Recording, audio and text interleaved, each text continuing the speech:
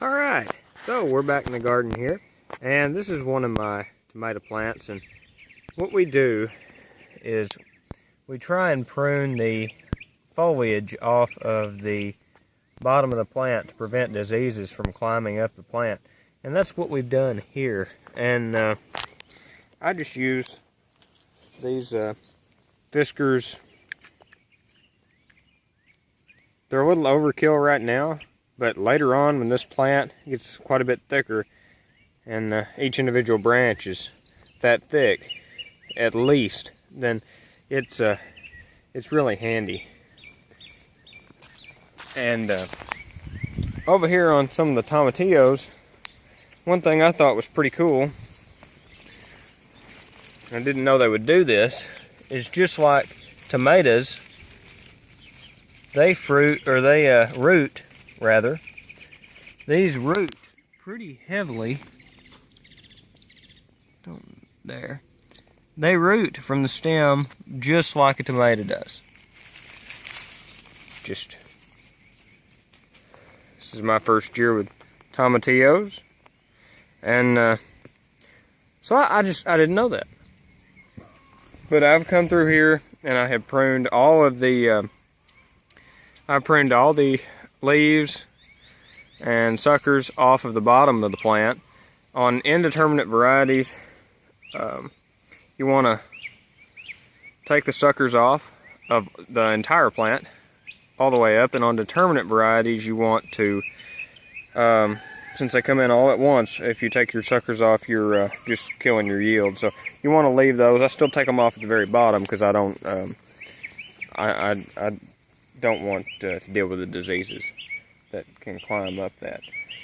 Alright, so let's go look at the strawberries. So here are the strawberries down here in this corner, and these were just recently transplanted. Some of these have went into shock, and we've lost some leaves, but if you notice, they're sending up new green leaves, foliage, shoots and such, so that's good. We've got berries actually forming. There.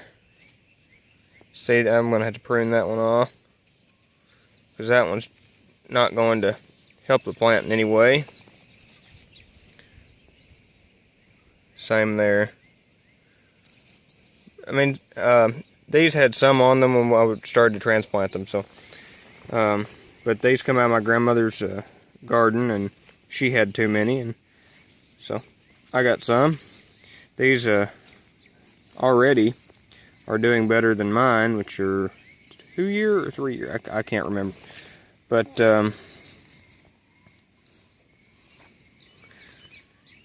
she said these are ever-bearing strawberries. Now I don't know exactly what we have. I didn't buy them, but alrighty, let's check out something else. Alright, so here's the wheat. As you can see, some of it, like this here, is it's almost ready to harvest. And then you've got some of it, like that, which is still pretty green. Here's pretty green. There, that's a good comparison right there. So, didn't all come in at once, and we had some pretty heavy wind that knocked some of it over, but that's okay. So, that's what our wheat's looking like right now. As you can see, our carrots are doing quite well. Some of these got, I don't know if you can see down there, but pretty thick stems, and we should get a few carrots out of this deal. And over here, pull that weed there. And that's what I love about this system, this wood chip system. I don't know how well that's in focus. Can't see the screen because the sun's to my back, but it just pulls up the whole root and all. Here I've got my leeks. See that one pretty well. Alright, and down over here I've got my garlic. There's a good one to show you. My Brussels sprouts. right here. And in this spot where you can't see much, I had some extra potatoes, so I put them in here. There's one. It had developed an eye and was lost in the cabinet, you might say. There's some of our onions. I got another weed down here. Let me pull that.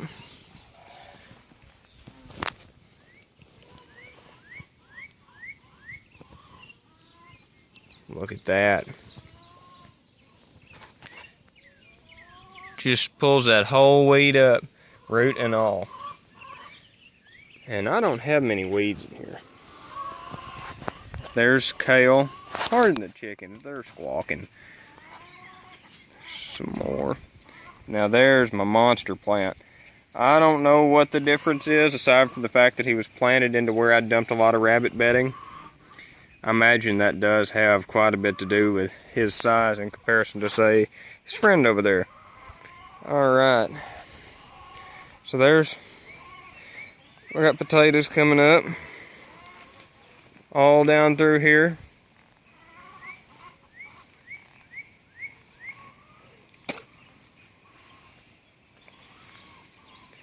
And there's nothing here. This will be a corn plot later. I think that'll be, actually should be planted tomorrow, but by this, when we get all this rain, with what's in the forecast, I don't know that we will actually plant that tomorrow. This is a sorghum plot. Man, it just hadn't come up like it should have. We've had all this rain, washed a bunch of it away. I replanted, we got another monsoon. So I don't know how it's going to work out for me this year.